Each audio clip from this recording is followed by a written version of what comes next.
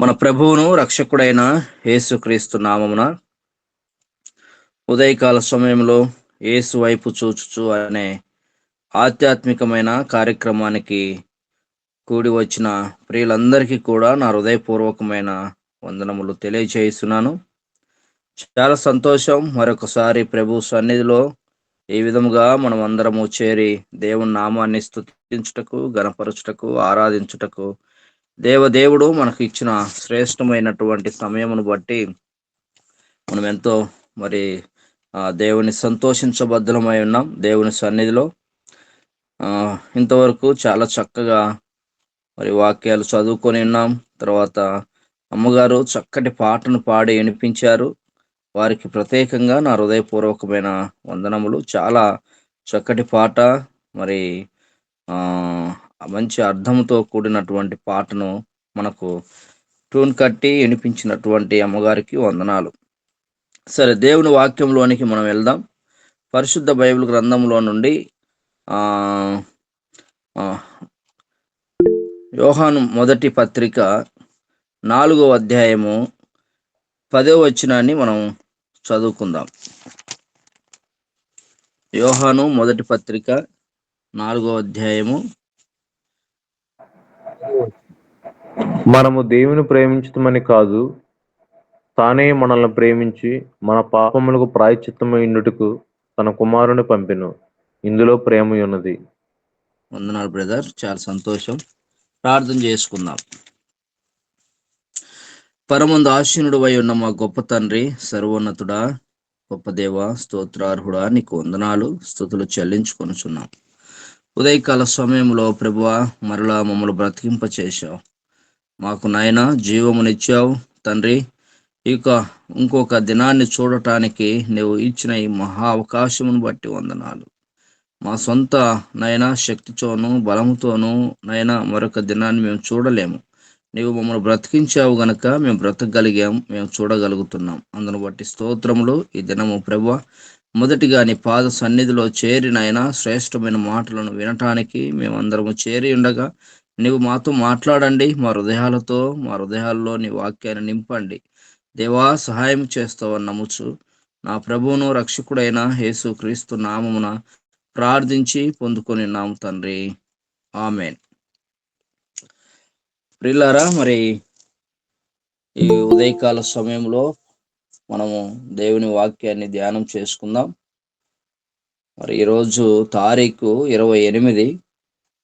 28 అని అంటే 1, 2, 3 ఇంకా మూడు బేస్తవారాలు. అంటే ఇప్పుడు మనం క్రిస్మస్ దినాల్లో ఉన్నాం గనక నవంబర్ 25 నుండి డిసెంబర్ 25 మధ్య కాలంలో క్రిస్మస్ దినాలు. ఎక్కడ పట్టినా క్రిస్మస్ హడావుడి, క్రిస్మస్ సందేశాలు ఇవన్నీ మనకు వినపడుతూ ఉంటాయి.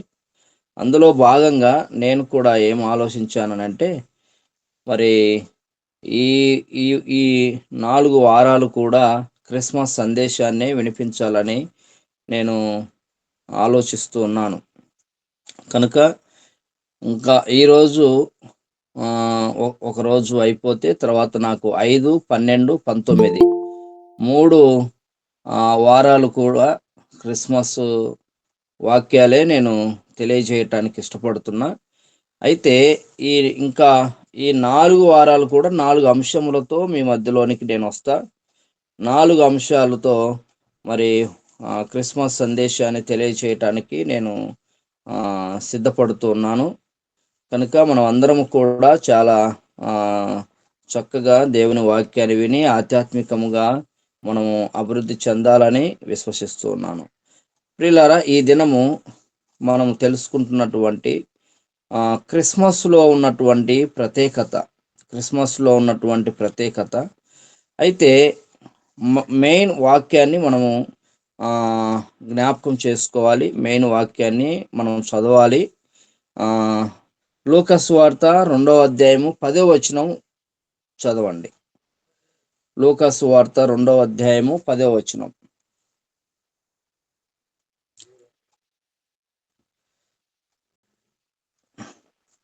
అయితే ఆ దూత భయపడకుడి, ఇదిగో ప్రజలందరికీ కలగబోవు మహా సంతోషకరమైన సువర్తమానము నేను మీకు తెలియజేస్తున్నాను.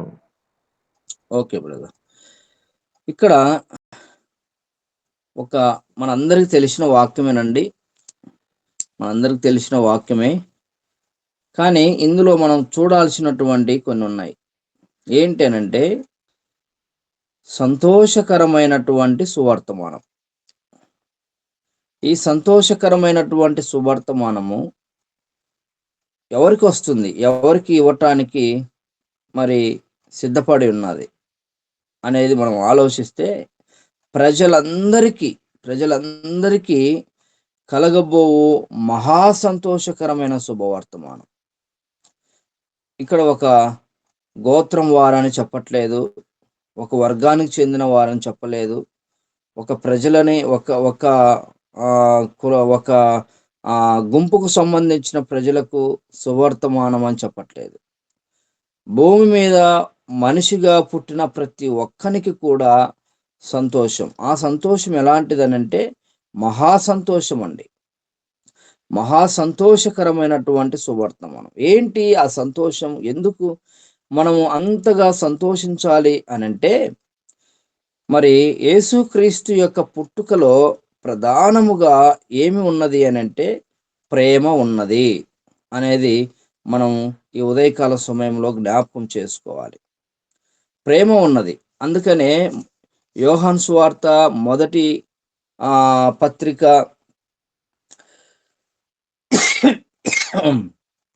4వ అధ్యాయము 9-10లో మనము ఈ విధంగా చూస్తాం. మనము ఆయన ద్వారా జీవించున్నట్లు దేవుడు తన అద్వితీయ కుమారుణ్ణి లోకములోనికి పంపెను. దీని వలన దేవుడు మన యందు ఉంచిన ప్రేమ ప్రత్యక్షపరచబడెను. తర్వాత మనము దేవుణ్ణి ప్రేమించితిమని కాదు, తానే మనలను ప్రేమించి మన పాపములకు ప్రాయశ్చిత్తమై ఉండుటకు తన కుమారుణ్ణి పంపెను. ఇందులో ప్రేమయున్నది. ప్రియులారా, యేసుక్రీస్తు ప్రభువారు భూమి మీదకి రావటానికి ప్రధానమైన కారణము ప్రేమ. ఆయన ఈ లోకానికి వచ్చి మనుష్య కుమారునిగా, మరి నీలాగా నాలాగా మనందరిలాగా ఆయన స్వరూపాన్ని ధరించుకొని భూమి మీదకి రావడము ప్రధానమైనది ప్రేమ. ఇక్కడ ఒక అద్భుతమైన మాటను మనం చూస్తున్నాము. ఏంటి అనంటే, మనము ఆయనను ప్రేమించలేదు, కానీ ఆయనే మనల్ని ప్రేమించాడు. ఇది ఎంత అద్భుతమైన మాట! ఒకసారి మనం ఆ మాటను పరిశీలన చేస్తే చాలా ఆశ్చర్యం వేస్తుందండి. మనం చూస్తా ఉన్నాము, ఇది వన్ సైడ్ లవ్ అని. ప్రియులారా, ఒక విషయాన్ని మనం చూస్తే దేవుడు మనల్ని ప్రేమిస్తున్నాడు. దేవుడు మనల్ని ప్రేమిస్తున్నాడు. ఏముంది అని మనలో ప్రేమిస్తున్నాడు ఆయన? దేని కొరకు మనల్ని ప్రేమిస్తున్నాడు?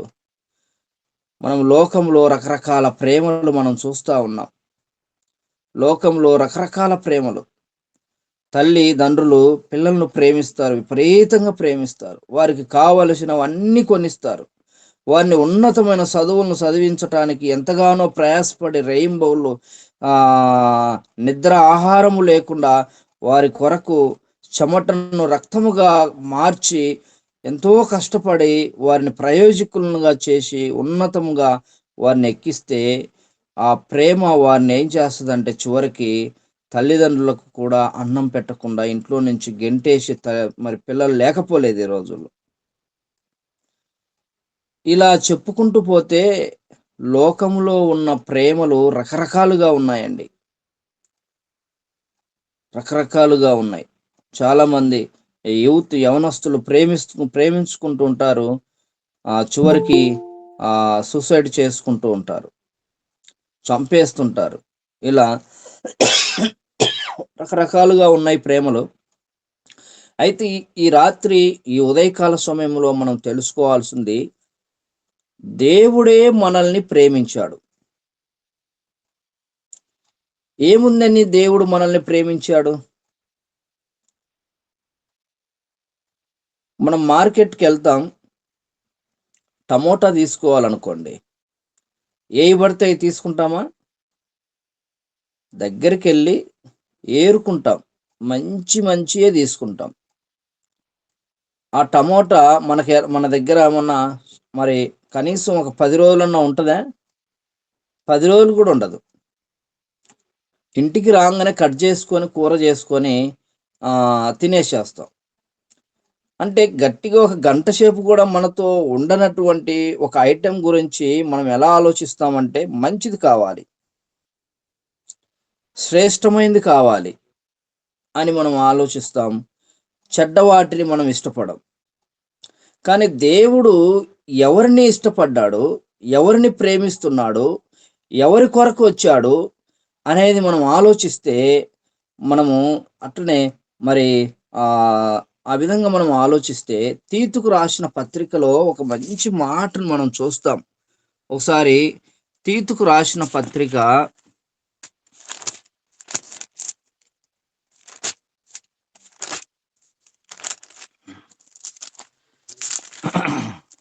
3వ అధ్యాయము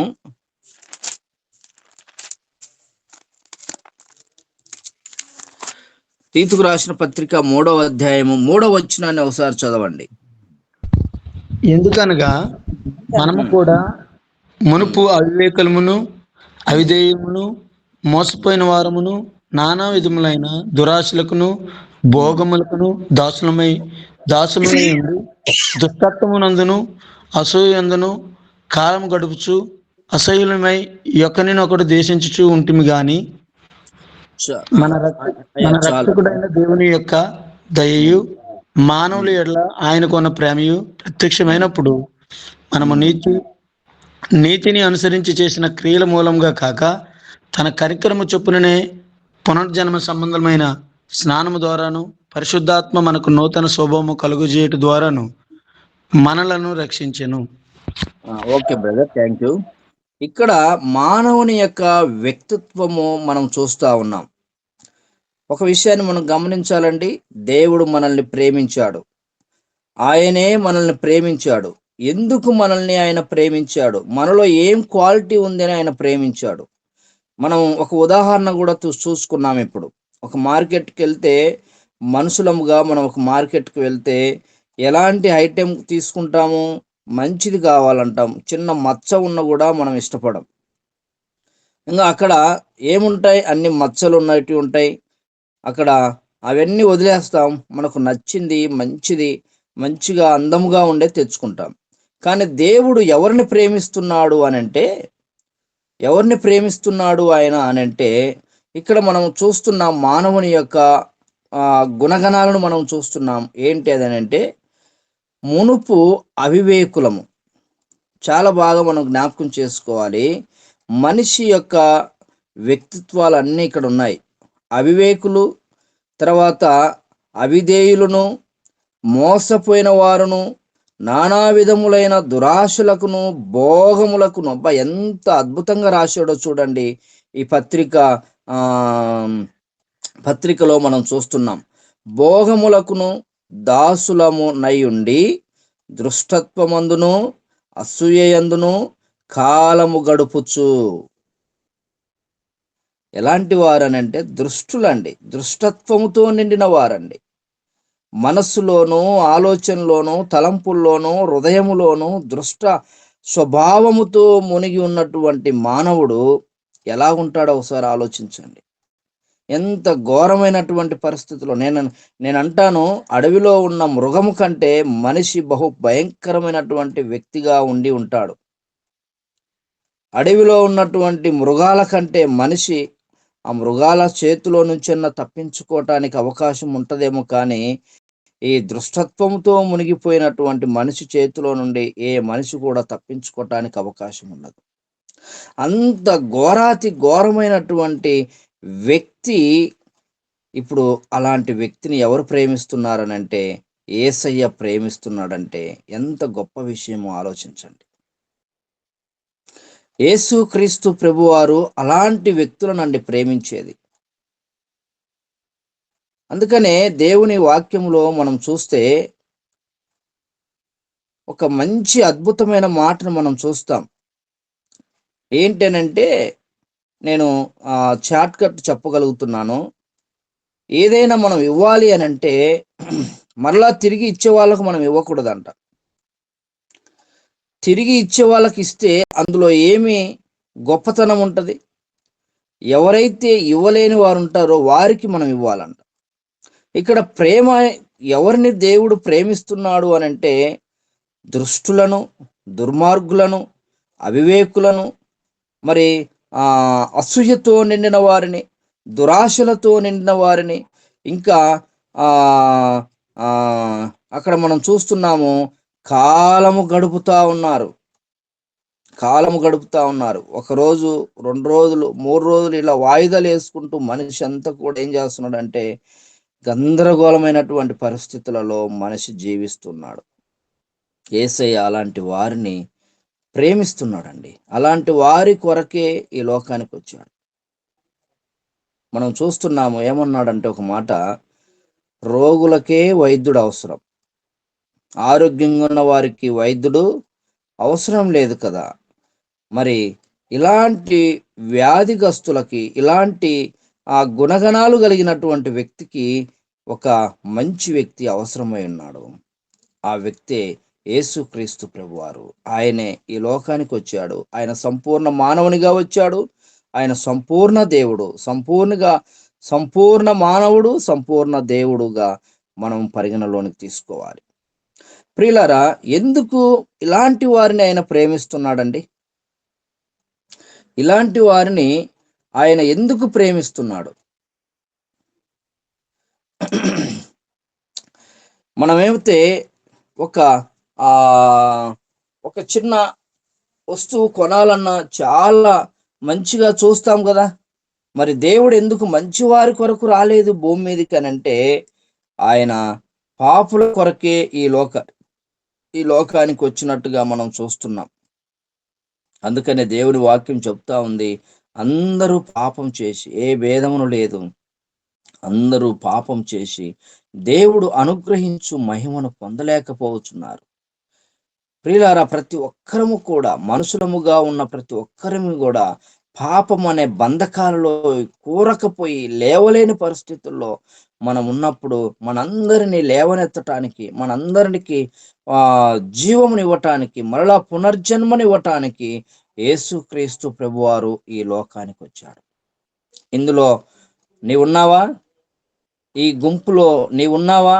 నేనున్నానా అని పరిశీలన చేసుకుంటే నిజముగా దేవుడు మన కొరకు వచ్చాడు. ఆయన దేని కొరకు వచ్చాడంటే నిన్ను ప్రేమించటానికి ఆయన వచ్చాడు. నన్ను ప్రేమించటానికి ఆయన వచ్చాడు. మనందరినీ ప్రేమించటానికి ఆయన వచ్చాడు. అక్కడ మనం చూస్తున్నాము, మనము ఆయన్ను ప్రేమించలేదు, కానీ ఆయనే మనలను ప్రేమించెను. ఇది ఎంతవరకు, ఈ మాట ఎంతవరకు మనం తీసుకుంటున్నాం? ఏమండి, ఒక దేవుడు నిన్ను ప్రేమిస్తున్నాడంటే ఆ ప్రేమకు నువ్వెంత బద్ధునివిగా ఉండాలి, ఆ ప్రేమకు నువ్వెంత మరి ఆ ప్రేమను నువ్వెంత పొందుకోవాలో ఒకసారి ఆలోచిద్దాం. ప్రేమ శాశ్వతమైనదని దేవుని వాక్యం చెప్తుంది. ప్రేమ చాలా ప్రాముఖ్యమని కూడా దేవుని వాక్యం చెప్తుంది. అన్నిటికంటే ప్రేమ ముఖ్యమని మనం చూస్తాం. అలాంటి ప్రేమను దేవుడు నీకివ్వటానికి పరమును దిగి భూమి మీదకి వచ్చాడండి. ప్రియులారా, ఈ ప్రేమను పొందుకోవాలంటే ప్రేయసిగా వచ్చినటువంటి యేసయ్యను మనం ప్రేమించగలగాలి. చూడండి, ఎలా పొందుకుంటారు ఈ ప్రేమను? ఎలా పొందుకుంటారు అని అంటే, ఆయన మనల్ని ప్రేమిస్తున్నాడు. మనం ఆయన్ను ప్రేమించాలి అని అంటే ఆయన అడుగుజాడల్లో మనం నడవాలి. ఆయనకు నచ్చినట్టుగా మనం ఉండాలి. ఆయన ఎలాంటి వారిని ప్రేమిస్తున్నాడో మనం చూస్తున్నాం. అయితే ఆ ప్రేమను పొందుకోవటానికి నేను రెడీగా ఉండాలి. ఒకసారి మత్తయి సువార్త 18వ అధ్యాయము 14వ వచనంలో మనం ఈ విధంగా చూస్తాం.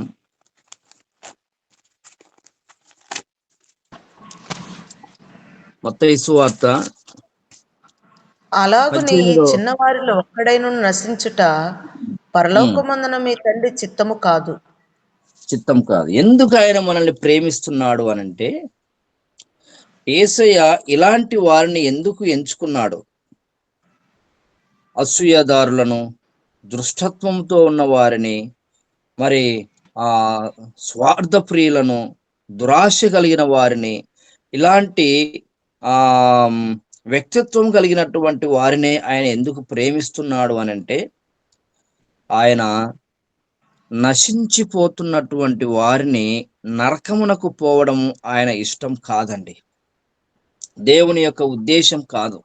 అందుకని ఆడ 18, 14లో మనం చూస్తాం, ఈ చిన్న పిల్లలను ఆ ఈ చిన్నవారిలో ఎవడైనను నశించుట ఒక్కడైనను పరలోకము నశించుట తండ్రి పరలోకమందున నా ఆ తండ్రి చిత్తము. ఇష్టము కాదు. ఒక్కడు కూడా నశించిపోవడము దేవునికి ఇష్టం ఉండదండి. నశించిపోయి నరకానికి వెళ్ళడము దేవుని యొక్క ఉద్దేశం కాదు. ప్రియులారా, ఈ ఉదయకాల సమయంలో మనం ఒక విషయాన్ని జ్ఞాపకం చేసుకోవాలి. ఏంటి అనంటే, మనుషునిగా ఉన్నటువంటి మనము, భూమి మీద జీవిస్తున్నటువంటి మనము నశించిపోవటానికి కొరకు మనము భూమి మీదకి రాలేదు. పతనమైపోవటానికి మనం భూమి మీదకి రావలేదు. నరకానికి పోవటానికి మనం భూమి మీదకి రాలేదు. ప్రలాపించటానికి, ఏడవటానికి, రొమ్ము కొట్టుకోవటానికి, కేకలు వేయటానికి, ఒక్క చుక్కైనా గొంతులో తడపమని అరవటానికి ఈ భూమి మీదకి మనం రాలేదండి. దేవుడు మనల్ని భూమి మీదకి పంపించింది దాని కొరకుగా. అక్కడ మనం చూస్తున్నాము, ఈ చిన్నవారిలో ఒక్కడైనను నశించుట పరలోకమందున్న మీ తండ్రి చిత్తం కాదు. చిత్తము నశించిపోవటము కానే కాదు. దేవుని యొక్క ఆలోచన ఏంటనంటే, ఆయన ఎవరిని కూడా నశింప చేయటానికి రాలేదు. ఎవరు నశింప చేయటానికి ప్రయత్నం చేస్తున్నారో తెలుసా? సాతాను యొక్క ఆలోచన ఏంటంటే, ప్రతి మానవుడు కూడా నశించిపోవాలని. దేవుని ఆలోచన ఏంటి? నశించిపోతున్న వారిని రక్షించాలని దేవుని ఆలోచన. మరి సాతాను ఆలోచన ఏంటంటే, రక్షింపబడుతున్న వారిని నశింప చేయాలని దాని తపన. యుద్ధం జరుగుతా ఉందండి. నిరంతరము పోరాటం జరుగుతా ఉంది. నిరంతరము సాతానుకు దేవునికి పోరాటం మన గురించి. సాతానేమో వీడు బాగుపడితే ఎక్కడ దేవుని వశమైపోతాడో, ఎలాగైనా తప్పించాలని చెప్పి అది రేయింబగులు నిద్రపోకుండా ప్రయత్నం చేస్తా ఉంది. అందుకని మీ అపవాదైన విరోధి అది ఎవరిని మరింగుదురా అని ఎదురు చూస్తూ మన పక్కలనే ఉంటదంట. ఒక పక్క దేవుడేమో ఎవరు నశించిపోవటం ఆయనకి ఇష్టం లేకుండా ఉన్నది గనక ప్రతి వారిని రక్షించటానికి ఆయన ప్రయాసపడుతూ ఉన్నాడు. అయితే ఇందులో ప్రధానముగా మన మీద ఆధారపడి ఉన్నటువంటి విధానం ఏంటనంటే, మనము ఎవరికైతే బెండ్ అయిపోతామో వారి వశమైపోతాం. సాతానుకు బెండ్ అయిపోతామా, ఇక సాతాను వశంలో పడిపోతాం, దాని ఖాతాలో చేరిపోతాం. ప్రియులారా, దేవుడు నశించిపోవడము, నీవు నేను నశించిపోవడం ఆయనకి ఇష్టం లేదు. ఎందుకు దేవునికి ఇష్టం లేదండి? మొదటిగా ఆయన మనల్ని ప్రేమించాడు. ఆయన ఎందుకు ప్రేమించాడు అనంటే, నీవు నేను నశించిపోవడము ఆయనకి ఇష్టం లేదు. అయితే ఒక ఆలోచన మనం ఆలోచించాలి. దేవుడు ఎందుకు మనల్ని ప్రేమిస్తున్నాడు? ఎందుకు మనం నశించిపోవటం ఆయనకి ఇష్టం లేదు? అంత మహోన్నతమైనటువంటి ప్రదేశంలో ఆయన ఉండి, ఉన్నతమైనటువంటి స్థలములో ఉండి, ఆ యొక్క మహాపట్టణమైన ఆ పరలోక రాజ్యంలో, పరలోకములో తండ్రి దగ్గర ఆనందముగా ఉన్నటువంటి దేవుడు, లేక యేసుక్రీస్తు ప్రభువారు నేను నశించిపోవటం ఇష్టం లేక ఆ యొక్క ఉన్నతమైనటువంటి ఆ పట్టణాన్ని వదిలిపెట్టి లోకానికి వచ్చాడు, భూలోకానికి. ఎందుకు ఎందుకు మనం నశించిపోవటం ఆయనకి ఇష్టం లేదు అని అంటే, ఒక మాటను మనం చూసుకొని ముగింపులోనికి వెళ్దాం. ఆది కాండము 1వ అధ్యాయంలో మనం చూస్తాము. ఆది కాండము 1వ అధ్యాయం మొదటి అధ్యాయంలోనే 26వ వచనంలో మనం చూస్తే ఒకసారి దేవుడు మన స్వరూపమందు మన పోలిక ఆ, చొప్పున ఉమ్, నరులను చేయుదము. నరులము చేయుదుము, మన స్వరూపమందు మన పోలిక చొప్పున నరులను చేయుదుము. ఎందుకు మనం నశించిపోవటానికి దేవునికి ఇష్టం లేదు అని అంటే, మనం పతనం కావటానికి దేవునికి ఎందుకు ఇష్టం లేదు అని అంటే, మనం ఎవరిమో తెలుసా? ఆయన పోలిక చొప్పున నిర్మించబడినటువంటి ప్రజలం. ఆయన పోలిక చొప్పున నిర్మించబడినటువంటి ప్రజలం అండి. ఈరోజు మనము చక్కగా మరి రెండు కళ్ళు, ఒక ముక్కు, ఒక నోరు, 2 చెవులు, ఒక మంచి స్వరూపము, ఒక అందమైనటువంటి స్వరూపాన్ని ధరించున్నామనంటే, ఈ స్వరూపం ఎవరిది అని అనుకుంటున్నారా? ఇది దేవుంది. ఈ యొక్క ముఖట్లు దేవుని అండి. ఈ యొక్క పోలిక దేవుందండి. మనం చాలా అందంగా అద్దం దగ్గరికి వెళ్ళి ఎంతో మురిసిపోతాం మన అందాన్ని మనం చూసుకుంటూ. మన ముఖాన్ని మనం చూసుకుంటూ, అబ్బా ఎంత అందంగా, ఎంత కళ్ళు ఎంత బాగున్నాయి, కంటి పైన దాన్ని ఏమంటారు, ఎంత బాగుంది, ఇలా చాలా మురిసిపోతూ ఉంటాం కదా. ఇది ఎవరిదేనంటే, ఆయన స్వరూపములో మనము నిర్మించబడిన వారిమి, ఆయన పోలిక చొప్పున మనం నిర్మించబడిన వారిమి. ఆయన పోలిక చొప్పున మనం నిర్మించబడి ఉన్నాము గనక, మన గుణగణాలు కూడా ఆయన పోలికలోనే మనము ఉండాలి. మన ప్రవర్తన కూడా ఆయన ప్రవర్తనలో ఇమిడి ఉండాలండి. ఇది దేవుని ప్రణాళిక, దేవుని ఉద్దేశము, దేవుని యొక్క ఆలోచన, దేవుడు ఆలోచించే విధానం ఇది. అంతేగాని భూమి మీదికి ఆయన పోలిక చొప్పున నిర్మించబడిన మనము దృష్టులుగా ఉండాలని, దుర్మార్గులుగా ఉండాలని, అహంకారులుగా ఉండాలని, దృష్టత్వంతో మునిగిపోవాలని ఆయన ఇష్టం కాదు. నా పోలిక చొప్పున నిర్మించబడిన నా ప్రజలు నా వలె ఉండాలి అని కోరుకుంటున్నాడండి. అందుకే ఆ ఉన్నతమైనటువంటి ఆ స్థలము నుండి, ఆ మనోహరమైన పట్టణం నుండి యేసుక్రీస్తు ప్రభువారిని ఈ లోకానికి పంపించాడు. మనం ఆయన్ను ప్రేమించలేదు గాని ఆయనే మనలను ప్రేమించెను. ఆయన మనల్ని ఎందుకు ప్రేమించాడనంటే, ఆయన పోలిక చొప్పున నిర్మించబడినాం మనం. ఆయన పోలిక చొప్పున నిర్మించబడాం. ప్రియులారా, ఆయన పోలిక చొప్పున నిర్మించబడిన మనము ఆయనలాగా ఉండాలి, కానీ మనలాగా మనం ఉండకూడదు. దేవుని యొక్క పోలికలు మనలో ఉన్నాయండి.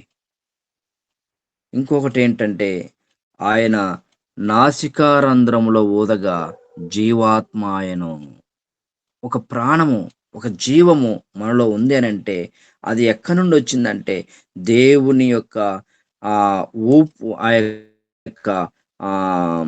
ఆయన ఊదగా ఆయన శక్తి ప్రభావములు మనలో ఉద్భవించాయి. అలాంటి అవయవాన్ని, అలాంటి ఆత్మను, అలాంటి మనిషి రూపాన్ని కలిగి భూమి మీదకి వచ్చి మనం ఏం చేస్తున్నామంటే, మన ఇష్టానుసారంగా మనం జీవిస్తున్నాం. తాగుతూ ఉంటాడు. అరే తాగ్గాకురంటే, నా ఇష్టము, నా శరీరం, నేను తాగుతా, నా డబ్బులు అని అంటాడు. ఏంటి నీది? నీ డబ్బులా? నీ శరీరమా? నీ అవయవాలా? నీ పోలిక అది? తండ్రి ఎంత బాధపడతాడు. నా పోలిక చొప్పున నిర్మించబడినటువంటి వాడు భూమి మీదకి పోయి ఎంత భ్రష్టత్వంతో బ్రతుకుతున్నాడో చూడని చెప్పి ఆయన కన్నీరు విడుస్తున్నాడని బైబిల్లో మనం చూస్తాం. యేసు కన్నీరు విడిచెను. దేని కొరకు ఆయన కన్నీరు ఇడుస్తున్నాడు? ఒక దేవుడు కన్నీరు ఇడవటానికి కారణం ఏంటండి? ఆత్మ నశించిపోతుంది. ఒక ప్రణాళికబద్ధంతో భూమి మీదకి వాడిని పంపిస్తే వాడు భూమి మీద ఎలా జీవిస్తున్నాడంటే భ్రష్టత్వంతో జీవిస్తున్నాడు. కన్నీరు రాదా? ఆయన ఏడిపించిన వారిని కామా? ప్రియులారా, దేవుని బిడ్డలారా, ఈ ఉదయకాల సమయంలో దేవుని వాక్యాన్ని వింటున్న మనము ఆలోచిద్దాం. భూమి మీదకి ఆయన పోలిక చొప్పున నిర్మించబడిన మనము, భూమి మీదకి వచ్చినటువంటి మనము దేని కొరకు వచ్చామనంటే ఆయనను స్తుతించటానికి, ఆయన మాట వినటానికి, ఆయనకు లోబడటానికి, ఆయన గుణలక్షణాలు కలిగి ముందుకు సాగటానికి ఈడికి వచ్చినాం తప్ప మన భోగాలను అనుభవించటానికి కాదు, మన ఇష్టానుసారంగా బ్రతకటానికి కాదు, మనము ఆయనకు అవిధేయులుగా జీవించటానికి కాదండి. అందుకే ఆయనే మనలను ప్రేమించాడండి. ఆయనే మనల్ని ప్రేమించాడు. ప్రేమకు కారణం ఏంటనంటే ఆయన పోలిక చొప్పున నిర్మించబడి ఉన్నాము కనుక. ఇదే అండి క్రిస్మస్. ఎప్పుడైతే నీవు ఆయనలో ఇమిడి ఉంటావో, ఆయన గుణగణాలు కలిగి ఉంటావో, అప్పుడు నిజముగా యేసుక్రీస్తు ప్రభువారు నీలో పుట్టి ఉన్నాడని లెక్క. అందుకని మనం చూస్తాము, ఆ అదే యోహాను మొదటి పత్రికలో 4వ అధ్యాయం 8వ వచనాన్ని చదవండి ఒకసారి. 8వ వచనంలో మనం చూస్తాం అక్కడ,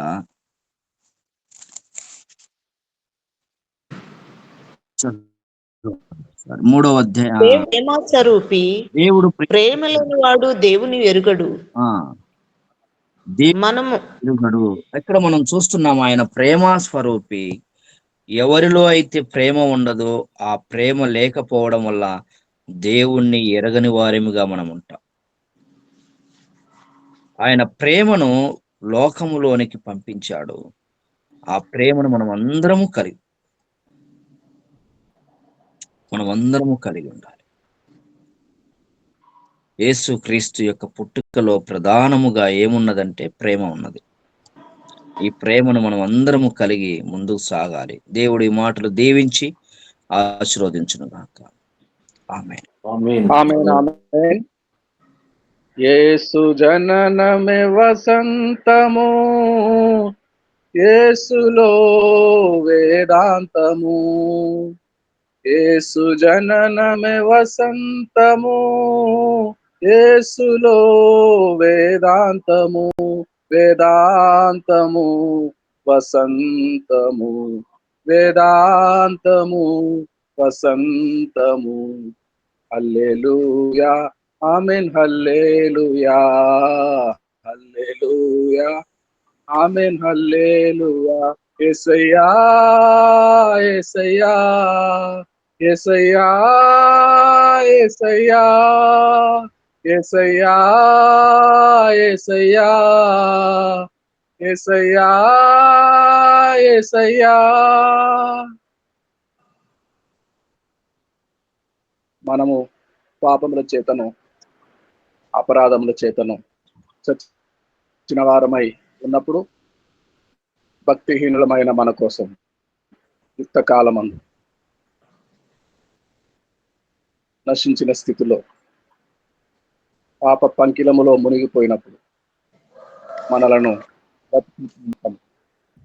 జీవింపచేయ నిమిత్తము ఆ ప్రేమ ప్రవాహము చేత లోకమంతటిని, భ్రష్టత్వములో మునిగిపోయిన లోకమంతటిని, మనుషులను నరులను ప్రేమించిన దేవుని ప్రేమ ప్రత్యక్షమైంది. దేవుని ప్రేమ విమోచకుడు, విడిపించువాడు, పాపముల నుంచి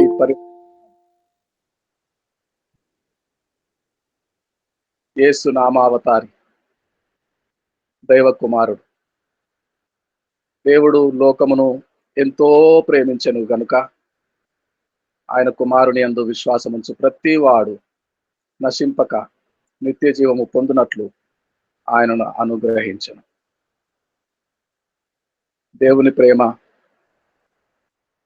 ప్రత్యక్షమై నాశనకరమైన స్థితిలో ఉన్న మనలను, నన్ను తిరిగి జీవింపచేయుటకు, మనలో మనము జీవము కలిగి ఉండుటకు, నిత్య జీవమునకు వారసులమగుటకు ఆ దేవుని ప్రేమ ప్రత్యక్షమైనప్పుడు కాదంటామా? మనము ఉనికే కోల్పోయాము. మనము మన పాపముల చేతను, అపరాధముల చేతను చచ్చిన వారమై ఉన్నప్పుడు ఎముకల లోయ నరపుత్రుడు ఎముకల లోయలోకి, ద వ్యాలీ ఆఫ్ బోన్స్, హెజ్కేలు గారిని తీసుకుని వెళ్ళి, నరపుత్రుడా, ఎముకలు బ్రతుకుతాయా? ప్రభువా, అది నీకే తెలియను. ఎముకలు బ్రతికాయి.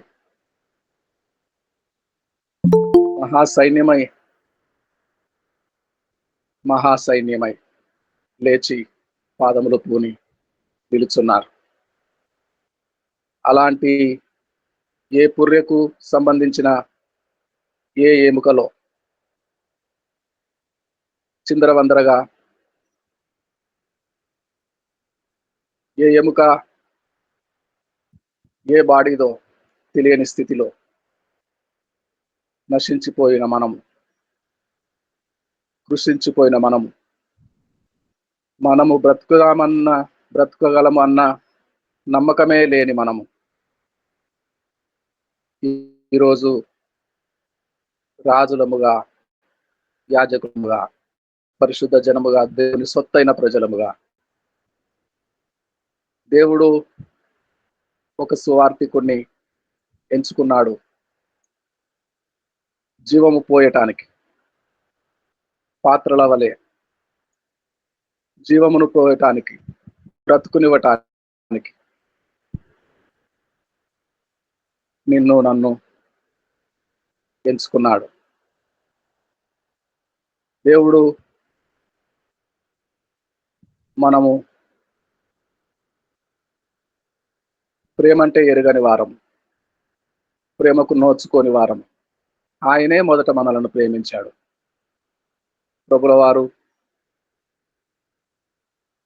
ద్రాక్షావల్లి, యోహాను సువార్త 15వ అధ్యాయము, నేనే మిమ్మును ఏర్పరచుకొని నియమించితిని, నాకు నమ్మకముగా పనిచేస్తారని. జీవమునిచ్చు సువార్త, జీవమును కలిగించు సువార్త ద్వారా జయించుతారని, ఫలిస్తారని ఆయనే మనలను ప్రేమించి మన ప్రభుల వారే నియమించి ఎన్నుకొని ఆయనకు నమ్మకమైన పాత్రలుగా మన ముందుట మన కర్తవ్యం కాదా? మన బాధ్యత కాదా? మనలను బ్రతికించిన వాని యొక్క గుణాతిశయములను ప్రచురము చేయుట మన బాధ్యత కాదా? దేవునికి స్తోత్రము కలుగునుగాక. ఇందులో ప్రేమ ఉన్నది. ఆయన తన కుమారుని పంపించటంలో ప్రేమ ఉన్నది. ఇందులో ప్రేమ ఉన్నది. చాలా చక్కని క్రిస్మస్ సందేశమును వినిపించిన యాకోబు అయ్య గారికి నిండుగా ప్రేమపూర్వకమైన వందనాలు, కృతజ్ఞతలు తెలియజేస్తున్నాను. అన్నా జోన్ పాస్టమ్ గారు ప్రార్థనలో నడిపిస్తారు. చిన్న ప్రార్థన, ముగింపు ప్రార్థన. అన్నా జోన్ అమ్మగారు. ప్రార్థన చేసుకుందామండి. పరిశుద్ధుడైన దేవా, జీవముగల నాయన, ఇంతవరకు ప్రభా అనుదిన జీవితంలో తండ్రి నీ కాపులు, నీ భద్రతను మాకు దయచేసి ఆశ్చర్యకరంగా ప్రభా ఈ లోక యాత్రలో తండ్రి చాలిన దేవుడుగా, నమ్మదగిన దేవుడుగా అందుకు స్తోత్రం తండ్రి. అవును ప్రభా, నీ ప్రేమామయుడు తండ్రి. నాయనా మేము నశించిపోవటం నీకు ఇష్టం లేకుండా ప్రభా సమస్తం విడిచిపెట్టి రిక్తునిగా ఈ లోకానికి వచ్చి ప్రభా నాయన నీ సొత్తుగా, నీ విడలుగా మమ్మల్ని చేసుకుని నీ గొప్ప ప్రేమ కొరకు నీ పాదాలకు వేలాది స్తుతి స్తోత్రం తండ్రి. యేసయ్యా, మేము జీవించినంత కాలము ప్రభా నాయన జీవాధిపతి నీ నామమును స్మరణ తెచ్చుకుంటూ నువ్వు చేసిన మేళ్ళన్నీ తలపోసుకుని ఇంకా ఎక్కువగా ప్రభా నీలో మేము అంటుకట్టబడి ఫలభరితమైన జీవితాలు మేము జీవించి తండ్రి అనుక్షణము తండ్రి నాయన నీ నామమునైనా మేము గణపరిచి బిడ్డలుగా మమ్మల్ని స్థిరపరచండి తండ్రి నాయన. యేసయ్యా నీ పోలికగా మమ్మల్ని చేసుకున్నావు తండ్రి, నీ స్వరూపంలో మమ్మల్ని నిర్మించుకున్నావు తండ్రి నాయన. మేము జీవించినంత కాలము ప్రభా క్రీస్తుని పోలి మేము నడుచుకుని ప్రభా నీ యొక్క అడుగుజాలను మేము నడుచుకుని తండ్రి అన్ని పరిస్థితుల ప్రభా నేను మేము సంతోషపరిచి నీ నామమును గణపరిచే బిడ్డలుగా మమ్మల్ని సిద్ధపరచండి తండ్రి నాయన. ఈ మీట్లో ఉన్న ప్రతి బిడ్డని ప్రతి కుటుంబాన్ని తండ్రి పేరు పేరు వరుస దీవించి ఆశ్రయించు ప్రభానైనా. ఎవరెవరు ఏ బలితలు ఉన్నారని వెరిన దేవుడు తండ్రి నాయన. దేవా నాయన స్వస్థపరచు యెహోవాను నేను అని సెలవిచ్చినావు తండ్రి. నీ వాగ్దానం నమ్మదగినవు తండ్రి. అవును ప్రభా సంపూర్ణముగా ప్రభ నీ మీద ఆనుకొని నీ చిత్తంను గుర్తిరిగి ఇంకా ఎక్కువగా ప్రభ నీలో మేము బలవంతులై జీవించే భాగ్యాన్ని కృపను దయచేయి ప్రభ. ఈ మీటిని జరిపిస్తున్న బ్రదర్ని ధనరాజు గారిని కూడా దీవించండి ప్రభా. ఆయన కావాల్సిన మంచి ఆరోగ్యం మంచి బలము దయచేయి ప్రభ. కుటుంబాన్ని దీవించండి ప్రభ. ప్రతి బిడ్డని ప్రభ నీ చేతుల్లో పెడుతున్నాము తండ్రి. ఇంతవరకు మమ్మల్ని నడిపిస్తున్న ఇమ్మానుయేలు రాబో దినములు కూడా తండ్రి నాయన నీ కాపుతుల నీ కృపాక్షేమములు ప్రతి బిడ్డకి ప్రతి కుటుంబానికి దయచేసి నీ కృపలో మమ్మల్ని అందరిని భద్రపరచవాలని యేసు క్రీస్తు అతి పరిశుద్ధ నామమున ప్రార్థించి వేడుకొనుచున్నాను తండ్రి. ఆమేన్. ఆమేన్ ఆమేన్. జయమ్మ గారు, జయ పాస్టమ్మ గారు వందనాలండి.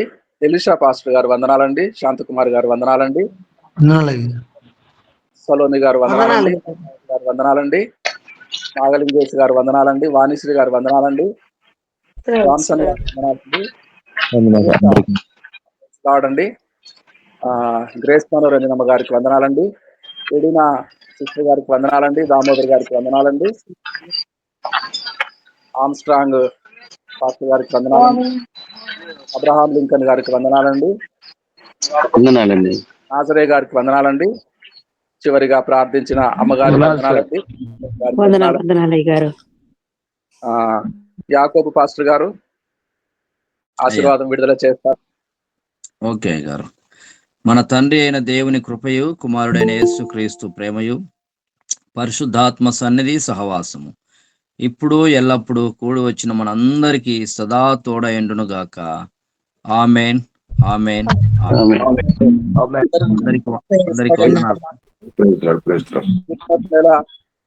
దేవుని ప్రేమ పాత్రులముగా ఉందుముగాక. తెలుగు సభ ఇంతటితో జయకరముగా ముగిసింది. హిందీ సభ ప్రారంభిస్తున్నాము. హిందీ సభ ప్రారంభించటకు విశ్వనాథ్ ప్రసాద్ గారు మన మధ్యలో ఉన్నారు. आइए विश्वनाथ प्रसाद जी हमारे बड़े भैया ओपनिंग प्रार्थना के साथ नेतृत्व करेंगे हमारा.